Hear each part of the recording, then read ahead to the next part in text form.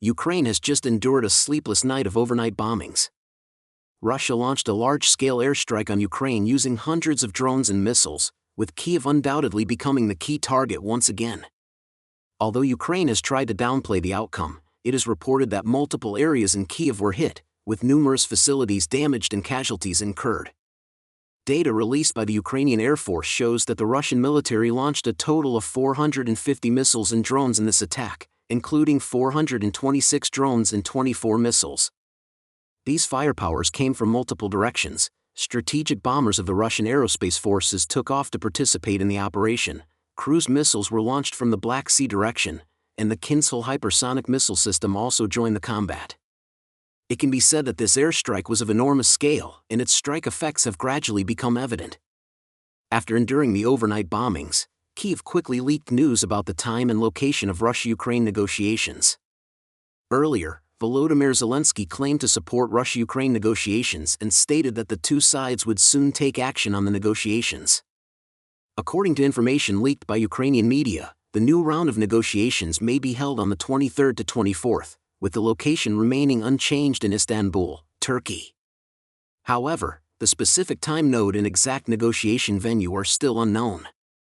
However, the negotiations will still be conducted in a closed-door manner, with the agenda including humanitarian prisoner exchanges, the security of critical infrastructure, and the situation along the Russia-Ukraine border.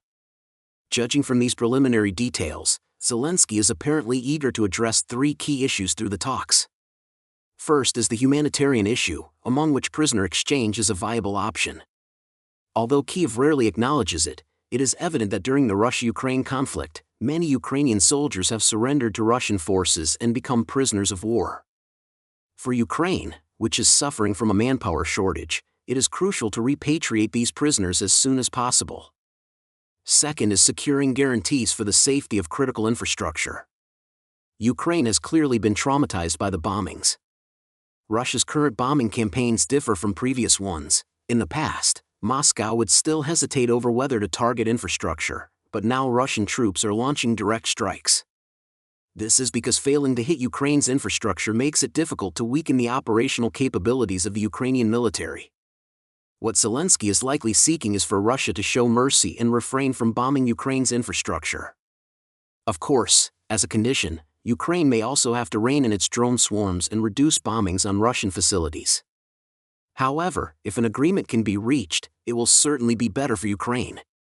Third is the issue of the Russia-Ukraine border, which likely focuses on the situation in Ukraine's Sumy region and Russia's Kursk region. Russian troops have advanced into the Sumy region, while Ukrainian forces are reportedly operating in Kursk. But Ukraine is well aware that it cannot outlast Russia in a prolonged standoff. The presence of Ukrainian troops in the Kursk direction mainly serves a diversionary role. Currently, it is the Russian offensive in the Sumy and Kharkiv directions that truly troubles Ukraine. Ukraine may hope to end the confrontation in these directions through negotiations, so as not to overextend its front lines and facilitate its defense efforts. Judging from Ukraine's repeated proactive leaks and statements, Kyiv is clearly feeling anxious now. Trump's 50-day deadline is believed to have backfired. Instead, Russia has now been emboldened to step up its attacks. Ukraine obviously does not want to see such an outcome, hence its eagerness to sit down and negotiate with Russia as soon as possible. However, as of now, while Russia has responded positively in terms of attitude, it has not yet given a final nod of agreement. Russia is likely to agree to hold negotiations with Ukraine, but this does not mean that Russian military operations will cease. For Ukraine to secure Russia's approval on some specific demands, it must make concessions on Russia's terms. Thus, there is no doubt that this will be another arduous negotiation process. In particular, as Ukraine gradually loses U.S. support, Kyiv appears even more helpless when facing pressure from Moscow.